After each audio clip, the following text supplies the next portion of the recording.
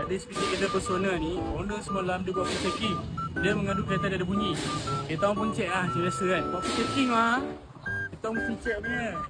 Bila kita orang check, kita dapat tahu bahagian suspension depan belakang memang out. Memang nak tukar semua. Aku checking. Mesti kita check sekali kondisi sistem kereta dia macam mana. Kan? Minyak enjin dia macam mana. Sekali kita orang check minyak enjin, no. Parah-parah ni je minyak dia. Bila check kondisi sistem pun habis. Hoses semua kerak. Nak tengok jom. Ni kau dengar kau dengar apa ni. Ni kau tengok. Apa yang keluar ni? Ni apa yang keluar ni? Ni semua karat-karat ni. Inilah yang jadi arus kereta korang ni bila korang pakai apa yang. Kau rasa hose ni boleh pakai lagi ke kau yang macam ni?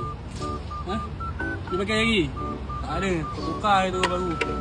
So hasil daripada full check-in ni, owner pun tanya pendapat kita orang lah. Mana satu yang lagi penting, suspension, cooling system ataupun leaking.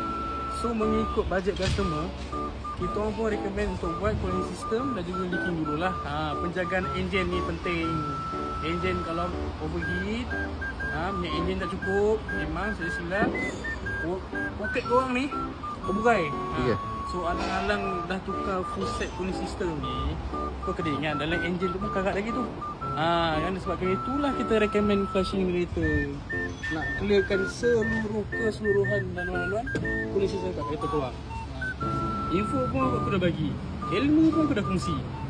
So kau kena ingat, kalau kereta korang tu dah lama sangat tak check, perlu tekan link kat bio, buat booking biar kita orang check kat kereta korang, okay?